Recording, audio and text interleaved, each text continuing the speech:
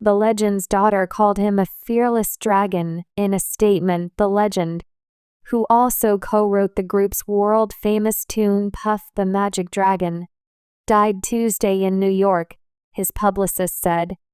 Yarrow had been battling bladder cancer for the past 4 years. The legend's heartbroken daughter said in a statement, "Our fearless dragon is tired and has entered the last chapter of his magnificent life." The world knows Peter Yarrow, the iconic folk activist. But the human being behind the legend is every bit as generous, creative, passionate, playful, and wise as his lyrics suggest.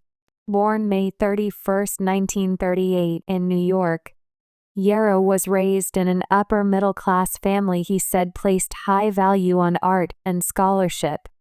He took violin lessons as a child, later switching to guitar as he came to embrace the work of such folk music icons as Woody Guthrie and Pete Seeger. Upon graduating from Cornell University in 1959, he returned to New York, where he worked as a struggling musician until connecting with his future bandmates Stookie and Travers. Although his degree was in psychology, he had found his true calling in folk music at Cornell when he worked as a teaching assistant for a class in American folklore his senior year. Over the years, Yarrow continued to write and co-write songs, including the 1976 hit Torn Between Two Lovers for Mary McGregor. He received an Emmy nomination in 1979 for the animated film Puff the Magic Dragon. Later songs include the civil rights anthem No Easy Walk to Freedom, co-written with Marjorie Tabankin, and Light One Candle, calling for peace in Lebanon.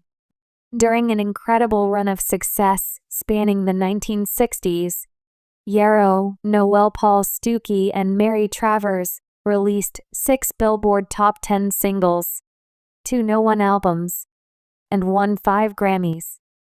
They also brought early exposure to Bob Dylan by turning 2 of his songs, Don't Think Twice, It's All Right, and Blowin' in the Wind, into Billboard Top 10 hits. They performed Blowin' in the Wind at the 1963 March on Washington, at which the Rev. Martin Luther King Jr. delivered his famous I Have a Dream speech. After an 8-year hiatus to pursue solo careers, the trio reunited in 1978 for a Survival Sunday, an anti-nuclear power concert that Yarrow had organized in Los Angeles. They would remain together until Travers' death in 2009. Upon her passing, Yarrow and Stookie continued to perform both separately and together. In addition to his ex-wife and daughter, he is survived by a son, Christopher, and a granddaughter, Valentina.